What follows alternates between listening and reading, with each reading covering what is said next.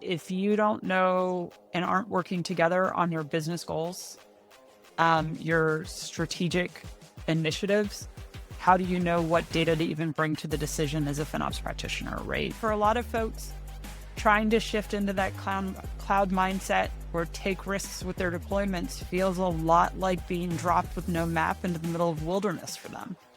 And it causes them to make decisions that are not for the betterment of their solution or their monthly bill.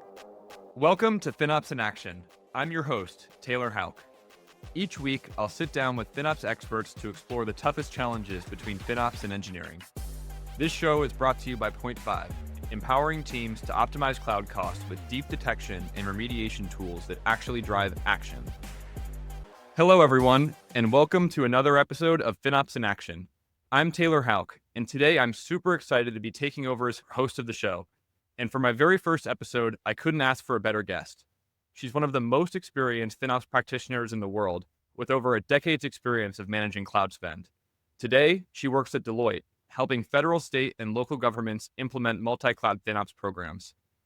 This is someone that I've been lucky to know since my early days at FinOps, when she actually used to come to the in-person meetups I hosted, and I would always make an effort to talk to her because it's hard to walk away from a conversation without having learned something. Welcome to the show, Marit Hughes. Taylor, thank you so much for having me. And Point 5, thank you so much for having me. I've always enjoyed talking to your entire team whenever I get a chance. Thanks, Marit. I appreciate that. And before we get into the meat and potatoes of the show, I want to ask you something on a personal basis, right? Because I know a lot of people in FinOps, and you've been doing it for longer than arguably any of them. Can you tell me a bit about what it was like when you first started working in FinOps, and when did you realize this was something that you were going to spend a decade working on? Yeah, absolutely. So I processed my first AWS invoice in May of 2012. It was for about $3, give or take. And it was a credit card purchase for NASA. So I felt very cutting edge and leading on the cloud and the government in particular.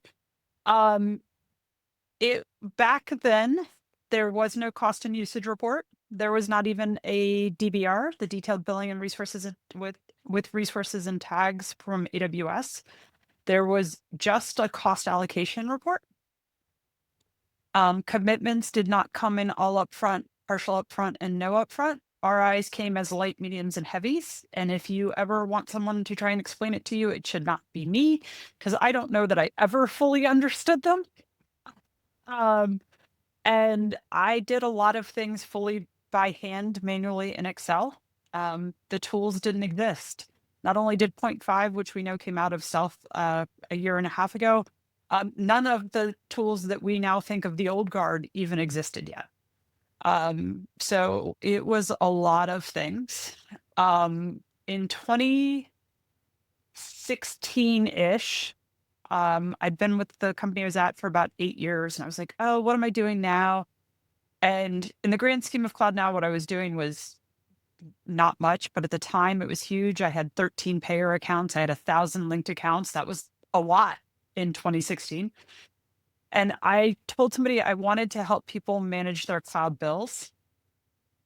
But the problem was nobody wanted to admit that they needed help. A year or so after that, I ended up at a third-party tool, after a brief stop actually working on contract directly for the government, and then ended up a distributor, and then ended up where I'm at now, where tools are the lifeblood of everything. There's a third-party tool for every niche that you need. And very few people have ever actually looked at the raw curve because it's always coming into a tool. So it's been through this huge journey. There are now entire teams of things that in 2016 people didn't want to admit that they needed help with. So to go from one extreme to the other in less than a decade is quite something to behold. Yeah, I mean, you really had that first row seat of seeing the entire industry not only evolve, but even just form in the first place. And Absolutely. now, like, when you look back on that, right? And through FinOps, there's always new people coming into it who are asking questions about, How do we get started? I just got tasked with managing my company's cloud spend. What should I be thinking about? Based on your experience in talking to people at different conferences and getting to know them, what do you think that people get wrong in their FinOps journeys in 2026? I think the main thing they get wrong is thinking that the way that they're doing it in their organization is directly applicable to how other organizations are doing it. I get a lot of requests for benchmarking. Can you benchmark me against this other thing? Well, I can give you their data points, but you have very different models, right, of what you're trying to do. So sure, this one has 60% of their resources scheduled, but they process batch jobs. This that's all they do. So it's a useless metric, right? And as FinOps practitioners start to change organizations and industries, is where I think they're going to learn that lesson the most. Because typically, if you stay within your own organization, even if you change teams, for example, you go from business unit A to business unit B within the same organization, those motivations and drivers are frequently fairly similar.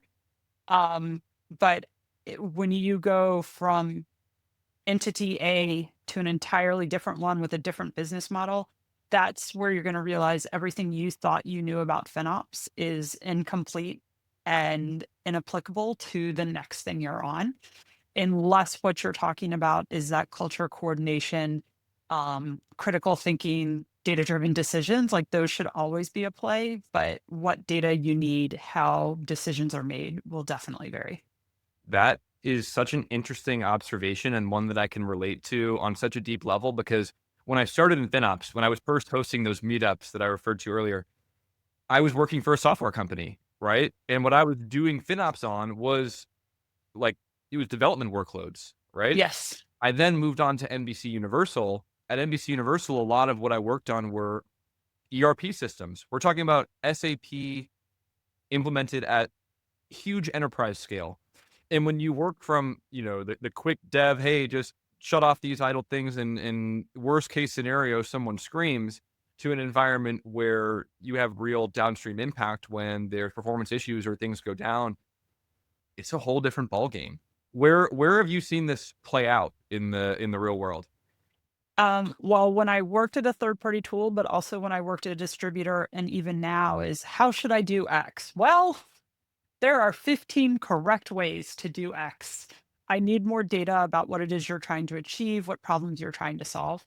I think the place I see it happen the most is when folks come from industry, and I love you, industry people. I was one of you for a while. I learn a lot from you. Mostly, I'm in awe because you're doing things at a scale that I haven't reached. The guy from Indeed, whose commitments bill is larger than all of my clients' cloud bill all together, like bow down and worship you, right? But um, the complexity of, for example, a lot of what I'm doing now is involving government systems, right? So these decisions and these thought processes, you were talking to downstream impacts when your ERP goes down. Let's talk about what happens if the live system for your Medicare eligibility during open enrollment in your state goes down. Um, sure, they're both very big systems that impact a lot of people, but it's very different when it's people's healthcare actually at stake versus a can I log in and see that my dental plan from my employer that I know what my status of insurance is, right? Like they're all very different. And so quickly being able to understand that when you're talking to people, even at FinOps X, right? We go there, we see a lot of our industry friends there and at reInvent and at the happy hours, etc. We're technically all doing the same job. We are not doing the same job. And I think learning from the folks, um, who are doing things at a scale you could never imagine. And honestly, that includes going down, right? A lot of people look up to the Apple, the Indeeds, the EA Games, the Nubanks, right? Sometimes you should be looking down at those smaller companies because they've got none of the automation and all of the thought. behind it, right? And they've had to learn at a granularity that large scale never has to, because large scale is everything but granularity. That's such an interesting observation. And Merit, when you think about, the fact, like you said, you go to FinOps X, you're meeting with all these FinOps people, and you feel like you have the same job, but really everyone is doing something completely different. But what are the parallels? Like, what are the things that are just true to FinOps that everyone is doing or should be doing? Communication and alignment. I think a lot of communication and alignment is actually education. Um, but if you don't know and aren't working together on your business goals, your strategic initiatives, how do you know what data to even bring to the decision as a FinOps practitioner, right? So, if you are a FinOps practitioner and the only thing you're really aware of is your cloud data and what all of your dashboarding says, but you don't know anything about what are our business goals, what are we trying to build, what are the things that are super important. So, one of my projects right now is a migration that had a pilot go live back in the fall. And I have my real go live coming in a couple of weeks. And every piece of scheduling I was on has now been stopped because I have a business goal of having this government system go live at the end of January. If I just looked at my data and my cloud bill went up 20% for no reason, there was a reason, right? And I think that that's something that regardless, even if you're at a third party vendor and you're talking to your customers, you need to understand what their goals are, because as that vendor, as a consultant, as any of the other kind of ancillary roles around a FinOps team, everything is driven or should be driven off of their business goals and what can be achieved. What do you think is the best way for people in FinOps to get more tuned into those business goals? I think it's easy for people to get caught up in the data and the optimizations and the forecasting, but how would you recommend someone get more tuned into the business goals so they can align what they are doing towards the greater goals of the organization? Yeah, absolutely. So if you are at any sort of product company, go to some dev stand-ups, go to the monthly product review sessions, right? Where the product team is showing, hey, here's what's coming. Attend some of those roadmap sessions, because that tells you a lot about where they're going. If you are at a more standard enterprise where your product teams are more like, how do we enhance this feature of our investment app for our clients, but you're primarily a financial. So think like a bank or an investment company.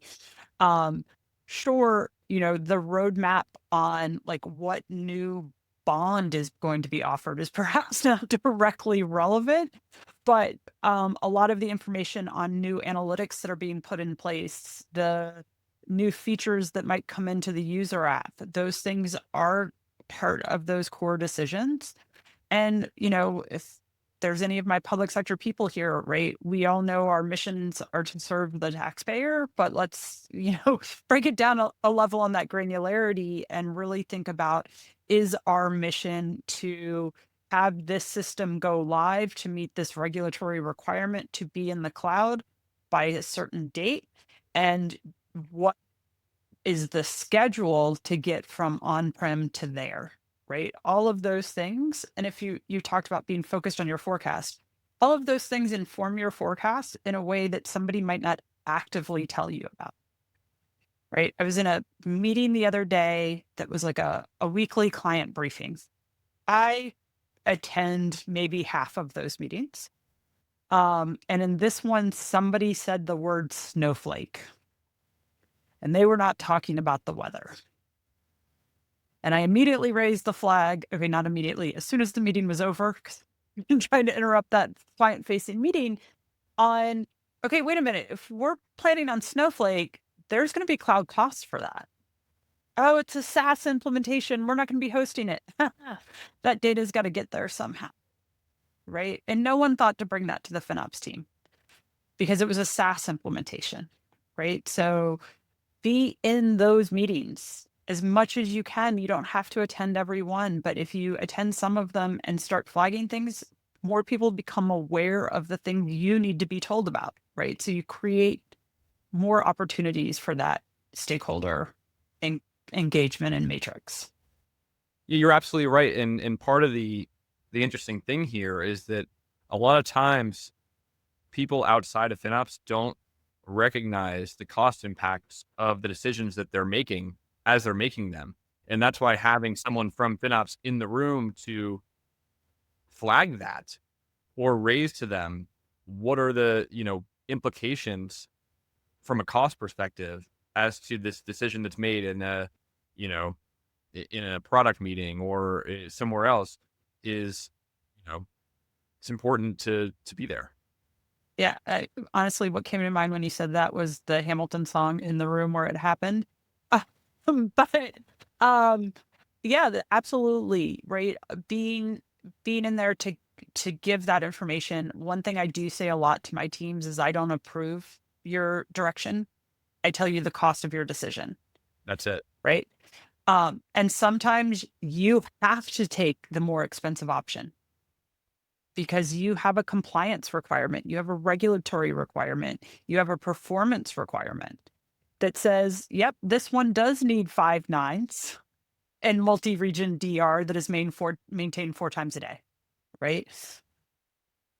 As long as they're not making every decision that way out of laziness versus need, Yep.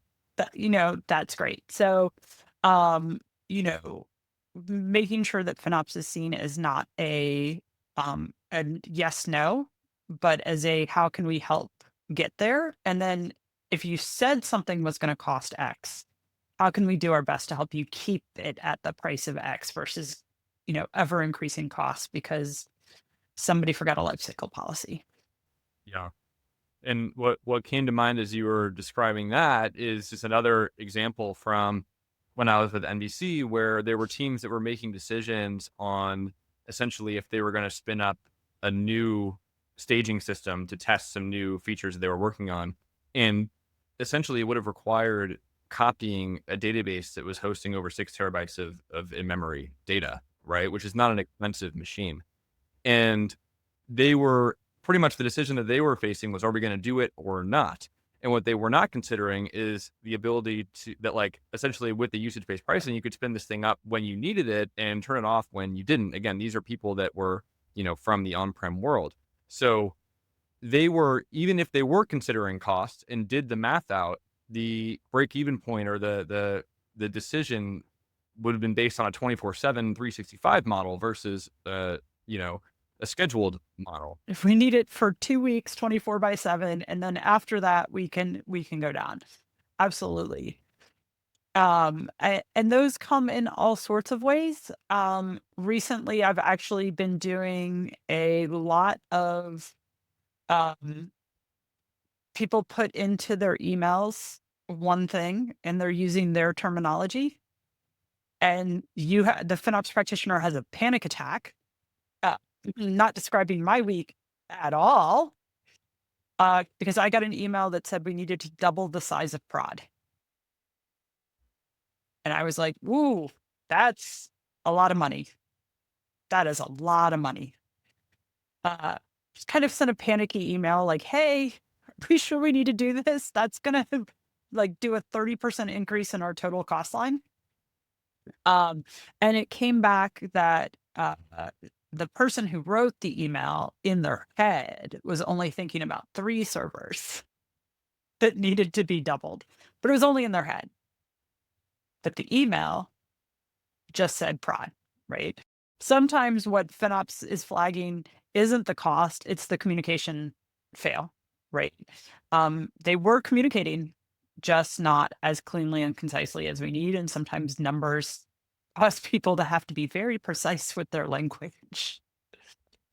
Absolutely. Merit, I want to shift gears just a little bit and talk about a concept that you brought up to me at reInvent this year when you and I were chatting.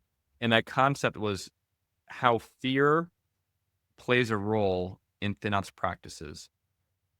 Tell me about your thoughts as it relates to this. Yeah, absolutely. So I've been obsessed with this topic for 2 to 3 years now. My degree of obsession varies, but you've caught me right on my kick again.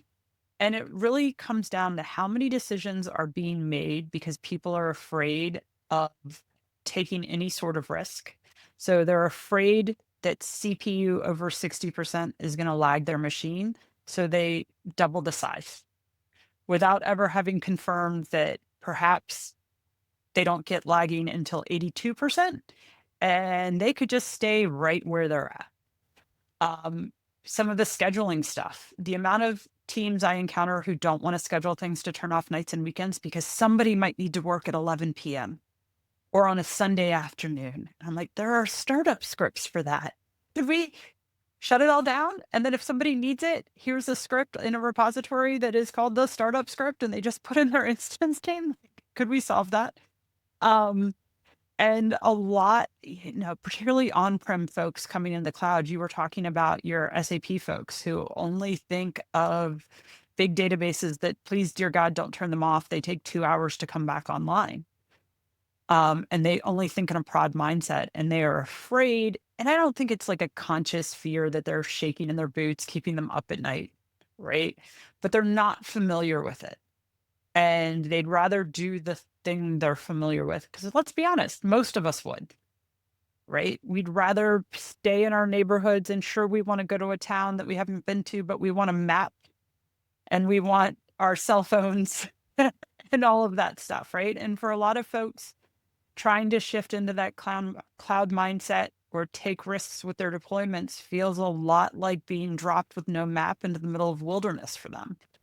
And it causes them to make decisions that are not for the betterment of their solution or their monthly bill.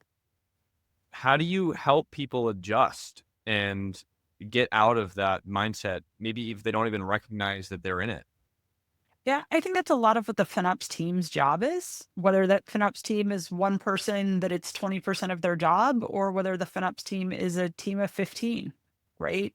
Is that education, is offering them the thing you learned while you were talking to somebody in the hallway at FinOps X, or maybe it was a session at one of the FinOps community days or one of the CSP conferences, right? Hey, I heard, Marit and Taylor talking on the Point Five podcast about having launch scripts. So if somebody needs to work on a weekend, could we just create a launch script and now we can turn things off?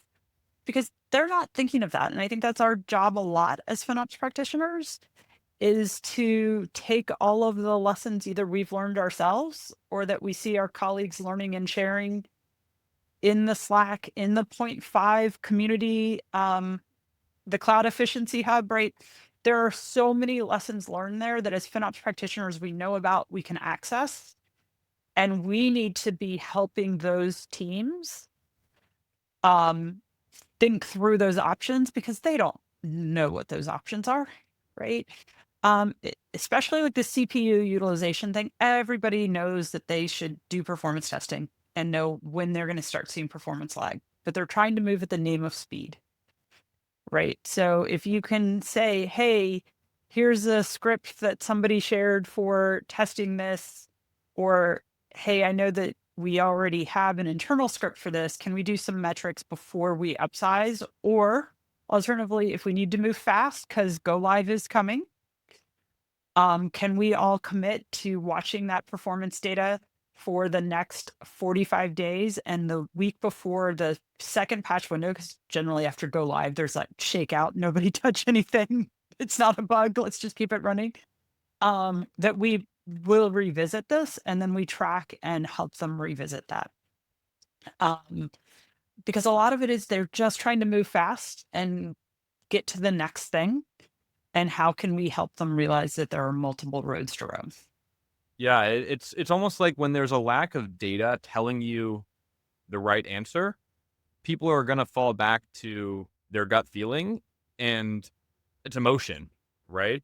And when a decision is made based on emotion, it may not be the optimal one that you would make if you had all the data. Yeah, for sure. And I think sometimes it doesn't feel emotional at the time. It feels very obvious. We have a time constraint. I know how it works this way. I don't have to go research anything. I don't have to validate the script you found on somebody's GitHub, any of that. Um, and they're trying to move forward. But, it's funny because I see sometimes conversations about commitments. How do I, I don't want to overbuy my compute savings plans, so they don't buy any at all. Are you really seeing people that aren't buying any at all? Yes. Yes. Wow. And they're long-standing entities that aren't going away? Correct. Some of them now, to be clear, in government, we have like a lot of procurement rules and laws about timing of like when you make those purchases. I'm not talking about that. I am talking about like regular companies, regular industry where they hit decision paralysis is one of them. Like how much um are they too many options. But a lot of them, even though compute savings plans exist and now DBSPs exist, they still mentally process them as if they are reserved instances that are restricted to instance type, Yeah. region, size, OS. Even though you can spend all day telling them compute savings plans don't work that way, right? It's so ingrained in them to not make that decision. More and more are buying some. But funnily enough, those are almost always the people who are in fact still buying RIs and haven't switched to savings plans. Do you think that those that are not purchasing commitments that feel confident that they will remain in the cloud, do you think it's because they know that their usage is inefficient and they're not ready to commit to it? Yep. Or we've got plans. I, Yeah. I have a I have a team that I've been working with on and off. They kind of periodically bat phone, hey, can you come take a look at things? And they were gonna change their allo configure. They were changing some configuration. It'd be done in the next 3 months. It'll be done in the next 3 months. I've been hearing that for 16 months now. Hasn't changed. Right. So they didn't want to make the commitment. I was like, but if you buy compute savings plans, and they're like, well, we're going to go to serverless. Great. It will cover that. Right. Maybe don't buy the full amount, but buy just that dollar an hour. Get yourself something. Um, but it is a lot of like, we're much like before we started recording, Taylor and I were talking about the mess that is my office, right? Like, I'm going to get to it. I'm going to get to it. I'm going to get to it. And I think a lot of times, if it's not decision paralysis or that fear similar to like our eyes, they don't look at like, hey, my break even point is 7.2 months. Do I really truly believe I'm going to get this commitment done or this architectural change done in the next 7 months? Like, let's be honest with ourselves. And much like, have I been honest with myself about cleaning out that corner of my office? No, I have not been. Right. And I think a lot of people aren't when it comes to those things. The flip side are people who are so aggressive because they want to save every penny. And then they end up in a situation where now they're overcommitted because they did all of these things and then they're mad that Amazon won't refund it. Well, okay, you probably still broke even on it. Just let it, the maths, right? So, how to balance that's always a challenge. Merit, where do you think fear or how do you think fear plays into optimization strategies, usage optimization? How many times have you gone to tell people that they have old snapshots and they don't want to delete them in case somebody needs them, particularly orphaned ones sitting in prod from 6 years ago that no one is going to return to. And it's not like a data retention requirement snapshot. It is literally like the golden image that they use to build prod with. They don't want to because what if? What about all of the times that you're like, hey, you have 42 stopped EC2 instances with your EBS volume still incurring costs, your IP addresses still incurring costs. Can we get rid of them? They're like, no, somebody might need them. They literally haven't been turned on for 18 months. Can we snap and delete them? Oh, I don't know, right? Um, my favorite are the VMs with like 2% CPU that nobody knows who owns them and what's on them, particularly in government, because there are sometimes systems that they're very low usage, but they have to stay there. And it's been forgotten about in kind of the weeds of time. And it's kind of a legitimate fear. If we stop this thing and this job doesn't run, what are the downstream ramifications? Right? Scream tests are fun until it's a production outage on a mission critical system. Um, so I think in all of those cases, like somebody's afraid that they're they're gonna need it. They're gonna need it. And if they delete it, then what?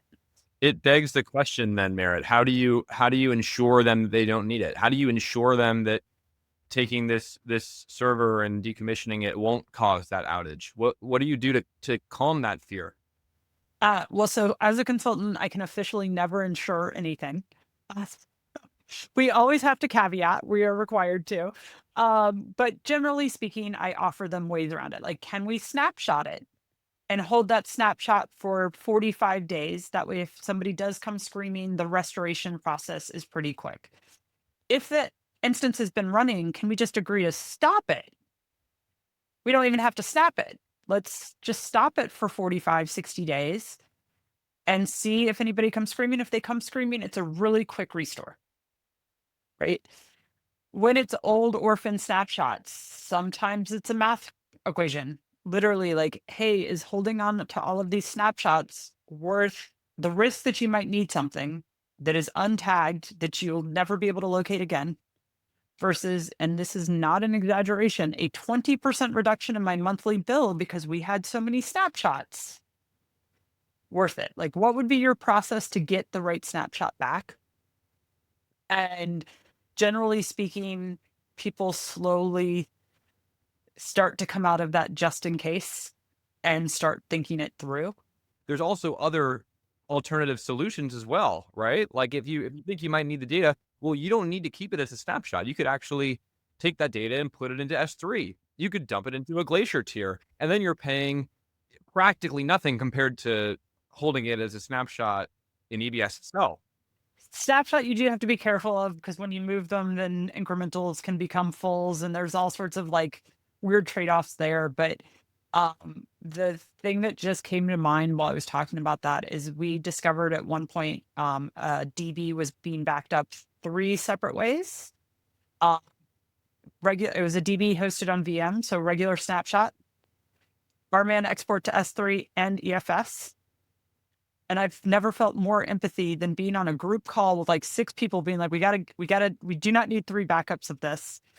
And command line delete of all of the EFS attached to production databases. Like we were all just holding our breath because we knew it was triple redundant or double redundant. And yet there was still that moment of panic in all of us about what's going to happen when we delete it. Right. Um, and so it's not that as FinOps practitioners, we don't also feel the fear. Right. But the data had shown us that we didn't need it. And so, there are options, as you mentioned, of how you handle that and how you educate people through that. And sometimes walking in, I didn't know that that's what our problem was. I was really focused on our EC2 snapshot problems. I'm assuming that if the engineers have an EFS on there, they need one. It was clearly being used. Right. I just had no idea it was part of the three. And that's why you have to work with your teams to figure it all out. Such an interesting, and it happens all the time. And what's scary, you're talking about fear, is how many of these potential inefficiencies could be out there that you're not aware of, especially as you get into more scale, larger system, hundreds, if not thousands of accounts with millions of resources across many services. You get into, you mentioned other providers, Snowflake coming on, Databricks is coming on. People are experimenting with these new AI tools, consuming, tokens and streaming, just adding more usage-based pricing models into the cost structure of their engineering organizations. How do you solve that? Yeah, solve, that's a bold ask. I don't know that there is a solve because that sounds like a permanent fix. Way back at the beginning, we talked about kind of what was it like back in the day. Um, and the one thing that is consistent from, what did I say, 2012, so almost 14 years, and now is that it's changing faster than you can keep up with, right? And that's probably, I think, the FinOps practitioner's biggest fear is what's the next thing I don't know about, right? And how am I going to figure that thing out? And so I think when the scope is getting larger or more things are coming in and you're being asked to forecast things you don't know about, right? I don't know how much data we're going to be sending out of our system and into a SaaS version of Snowflake. I don't know how many AI tokens we're going to use on the next thing. How do you forecast for that? It's going to be a little bit of best guess and like hoping for the best and not letting fear cause me to triple my right? Like put some reasonable thought into it and some best guesses, document the crap out of them and move on, right? Don't let analysis paralysis become the FinOps practitioner's primary source of fear.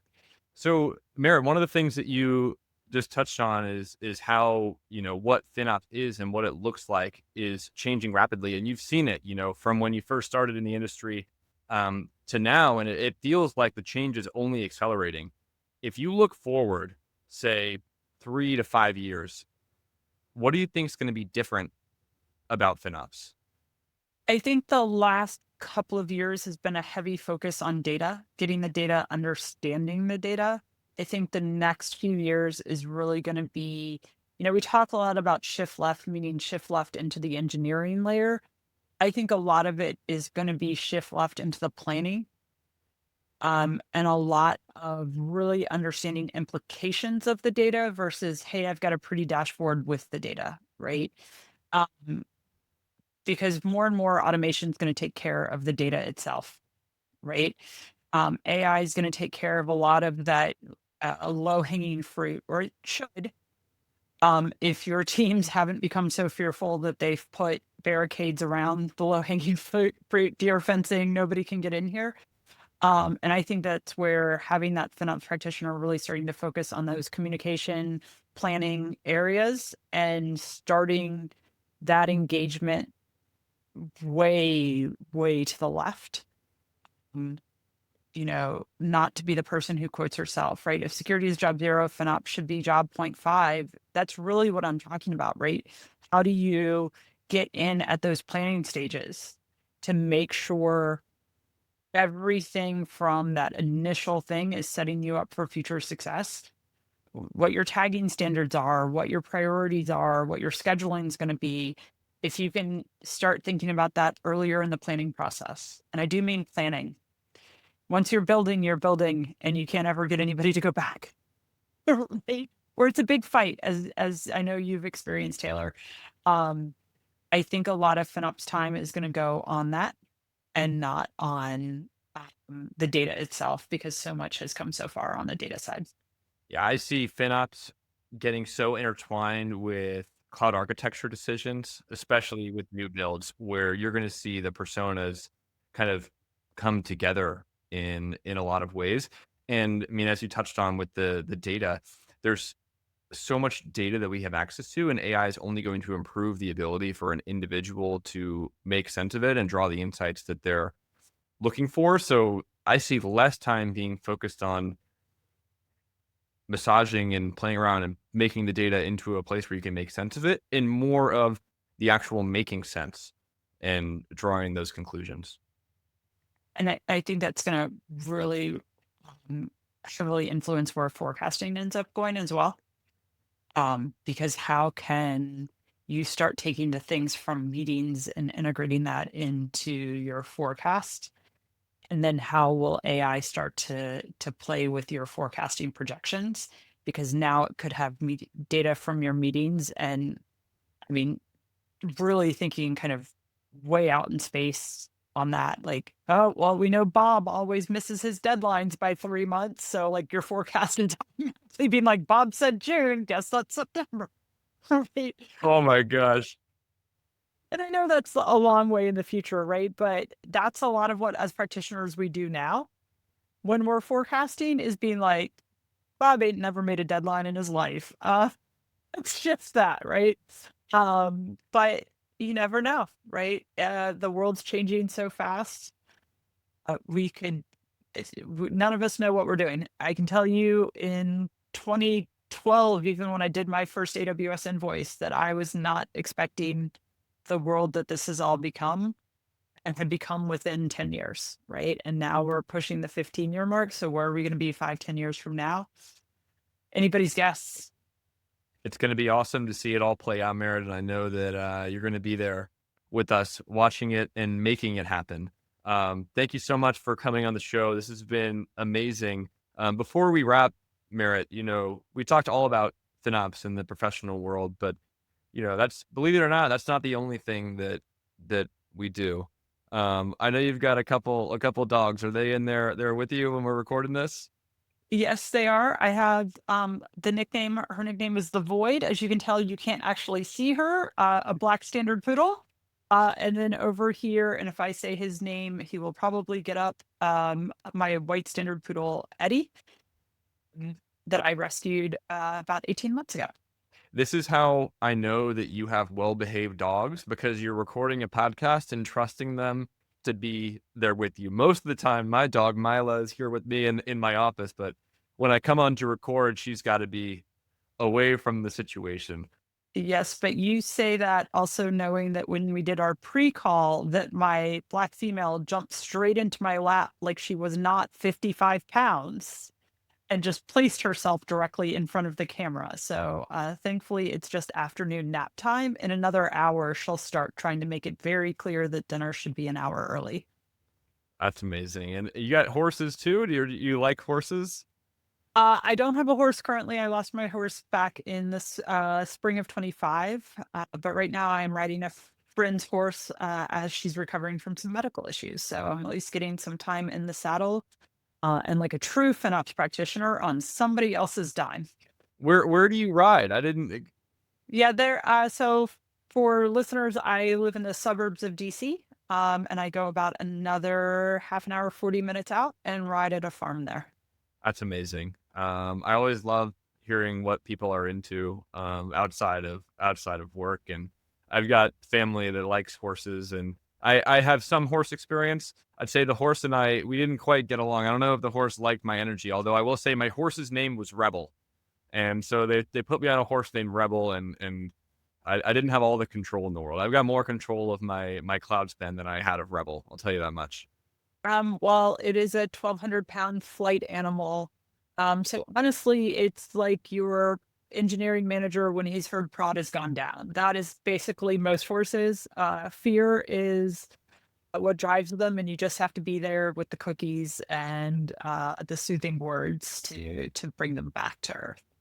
Amazing. Well, it's been another amazing episode of FinOps in Action. Once again, thank you so much, Marit Hughes, for joining me on the show.